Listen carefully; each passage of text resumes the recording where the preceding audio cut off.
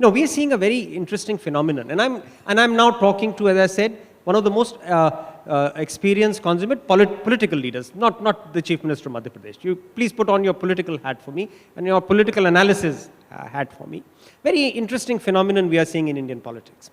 We've seen it in Madhya Pradesh. You won the election, come the Lok Sabha, it swept the other way. We saw it in Rajasthan, we've seen it in Chhattisgarh. Very recently, we've seen it in Jharkhand, we've seen it in Maharashtra, we almost saw it in Haryana. The point I'm driving at is, we are seeing a fairly unprecedented situation that I don't think has happened in the democratic world. When Prime Minister Modi is on the ballot, when the voter is voting to elect him, he almost seems to give him a 15 percentage point advantage. And I'm using this 15 percentage point very responsibly. I've seen it in all these state elections, that he hits about 50-51% when he's on the ballot, and then the BJP retreats to about 35-36% vote share when he's not on the ballot. How do you read this? It's unprecedented in the democratic world. The tone has been set. Maharashtra, Haryana, in the parliament elections, they won 79 seats in Haryana. Yes, and a 54% vote share. And with such a large vote share. What happened? 5 months later, do you think the people were going to vote in the name of Mr. Khattar? It was Mr. Modi's. It was Mr. Modi's name. You think it was Mr. Modi's of course. Depletion in his capital? Absolutely, complete depletion. I have never seen such depletion of capital in all my political experience, that suddenly you depreciate so much. And that's what happened. But that's what I'm disagreeing with you. I don't think it's a depletion in his capital. When he's on the ballot, he gets the vote. There's only one example, which you have is of May. There's no other example. Every other example is against. But one swallow does make a summer sometime. No. In the parliament election, it was a phenomena. As I say, he whipped up nationalism. He whipped up security. Everybody said, fine, we are safe in his hand. Now people say, what's safe? Where are the jobs? Where is the economy? Every section of society today is in distress. Which section of society is not in distress? Unfortunately, we are still 4.5 years away from testing this hypothesis of yours. I don't know. You must remember, the most uncertain thing is politics. And now you have students on the streets. Students on the streets, today they are on the streets for something else. Tomorrow they can be on the streets for something else. And once unrest comes, India is not a country of unrest. Okay, India is a country of harmony.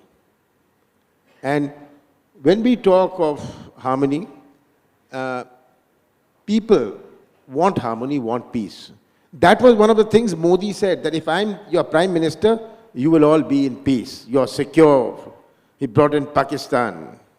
What we should have said is that Mrs. Gandhi, in the Pakistan war, got 93,000 prisoners, and Mr. Modi makes one strike, which nobody knows what it's all about. But that is what the fact is. Okay, you're alluding to something that I want, again, your experience. Is it similar to sort of 1971? Is 2019 playing out like 1971? Mrs. Gandhi came with a huge majority. Then she went on to win the Bangladesh war. And then there was this precipitous fall in her popularity. And emergency. And then the emergency. Emergency, and 77 we lost. I saw it happening. Yes. I saw it happening before my own eyes. So is it similar?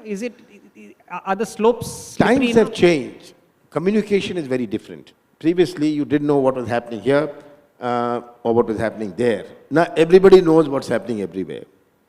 So, communication is much faster. People understand much faster. So, that will work to the disadvantage. You can't lock yourself up. So, Mr. Modi will have to contend with this.